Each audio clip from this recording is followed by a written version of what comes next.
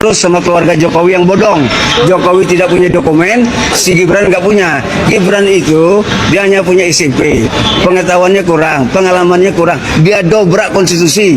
Jadi kita mempermasalahkan 9 hakim Mahkamah Konstitusi itu yang Profesor Doktor S.H. itu kalah dengan keluarga Jokowi yang nggak punya dokumen. Nah, jadi kita minta orang-orang di Mahkamah Agung itu, mereka kan membaca sejuta buku untuk menjadi doktor, menjadi profesor, tapi mereka nggak paham apa itu forbidden. Forbidden itu adalah larangan. Yang boleh merubah konstitusi itu adalah presiden bersama DPR. Nah, itu ranahnya. Nah, kalau di luar itu bukan ranahnya mahkamah. Itu berarti 9 Mahkamah Agung itu harus kita bongkar, kita berhentikan. Nggak bisa dia teruskan ini.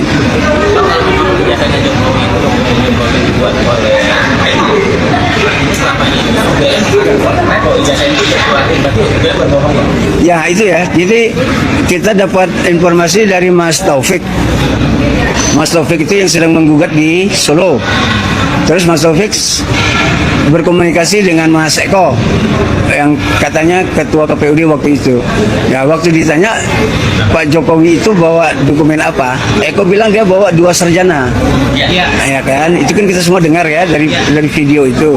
Nah, saya menjadi heran begini, kuliah bertahun-tahun di UGM, lulus 85 di wisuda, katanya kan begitu. Kok setelah menjadi sarjana yang ditunjulin bukannya UGM, umpamanya Dr. Andes, kan aneh. Entah apa gitu, kuliah bertahun-tahun di UGM, ya kan gitu. Nah, kalau dia mengandalkan yang Dr. Andes, itu kampusnya di mana, kan gitu. Nah, Eko menyampaikan bahwa dia tidak KPUD Solo tidak melakukan verifikasi. Jadi berita acara verifikasi dari Solo ke kampus-kampus UGM, ke sekolah itu nggak ada. Nah, jadi KPUD Solo waktu itu berharap setelah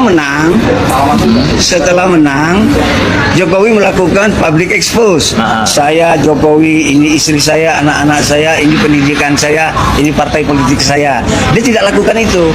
Jadi banyak orang berpendapat satu-satunya kekalahan Jokowi adalah ketika dia tidak mampu meloloskan Partai Solidaritas Indonesia ke Parlemen RI ya, DPR pusat, karena dia hanya dapat 2,8%. Itu yang dikatakan orang-orang. Apa betul? Coba kita bahas.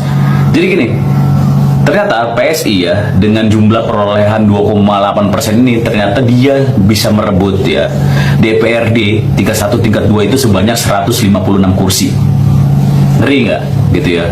Kita tahu yang namanya DPRD adalah legislasi yang mengawasi budgeting anggaran APBD, belum dari anggaran-anggaran pusat yang masuk ke daerah gitu ya.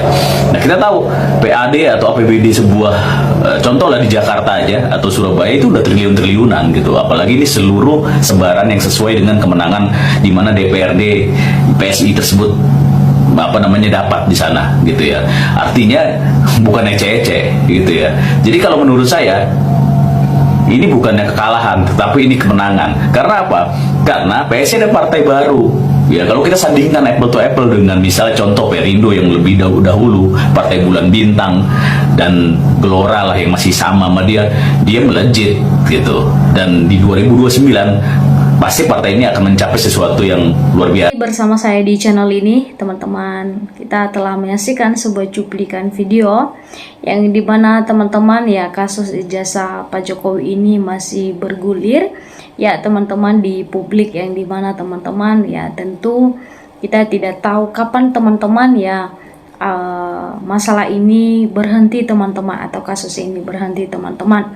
Ya tentu dalam hal ini teman-teman kita terus mengikuti kasus ini, dan sehingga semuanya sudah terang dan sudah jelas ya bagaimana dengan kasus ini, apakah Pak Jokowi ya memiliki ijazah asli atau palsu. Ya tentu karena itu yang dipertanyakan ya, karena banyak publik juga, netizen dan bahkan masyarakat Indonesia ya mereka mengharapkan Pak Jokowi ini ya membuktikan atau menunjukkan ya ijazah aslinya kepada publik ya, supaya masalahnya cepat kelar teman-teman dalam hal ini. Ya, Dalam hal ini juga teman-teman, apa yang disampaikan oleh relawan dari Pak Jokowi ini yang namanya Sylvester ya teman-teman Matutina, dibongkar siapa di balik kasus ijazah Pak Jokowi ini. Ya langsung aja kita bacakan teman-teman. Dikatakan bahwa Ketua Solidaritas Merah Putih Sylvester Matutina buka suara soal ijazah Presiden ke-7 Joko Widodo. Menurutnya persoalan itu sudah selesai karena UGM sebagai kampus yang menerbitkan sudah menyatakan asli. Dia memutarkan persoalan dugaan ijazah palsu sudah selesai karena sudah melalui pemeriksaan kepolisian juga. Ya, Sylvester mengatakan akibat kasus ijazah palsu itu membuat Jokowi melaporkan sejumlah pihak karena dugaan pencemaran nama baik. Ya, selain kasus ijazah palsu, Sylvester juga buka suara soal Jokowi dan PSI. Ya, dikatakan di sini sebaiknya Pak Jokowi di atas semuanya partai katanya dalam dan mengatakan lantas mengapa kasus ijazah palsu itu terus bergulir? Ya, siapa orang di balik kasus itu dan apakah Jokowi akhirnya akan berlabuh ke PSI?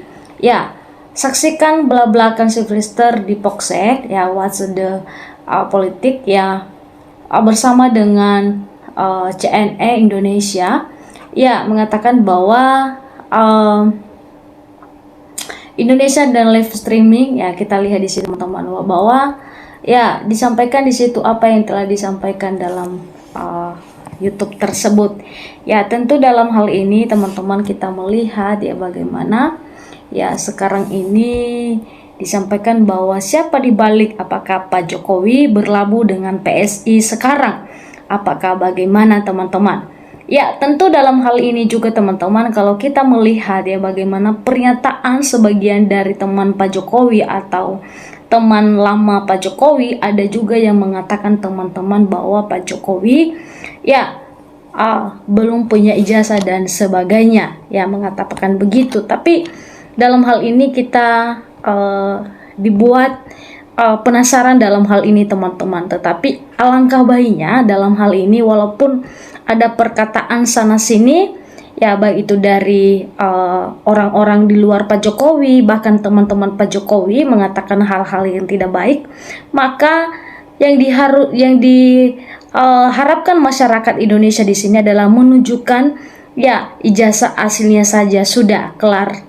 Kalau sudah ditunjukkan Pak Jokowi ijazahnya maka semua masalah itu kelar teman-teman. Ya tentu juga dalam hal ini setuju teman-teman ya supaya tidak masalahnya makin hari makin bertambah teman-teman. Apalagi kalau Sylvester teman-teman yang berdebat yaitu bukan semakin selesai masalah makan menambah masalah teman-teman dalam hal ini.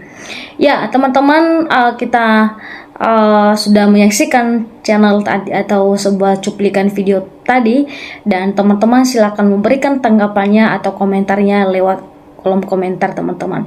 Sampai ketemu di channel video selanjutnya. Terima kasih.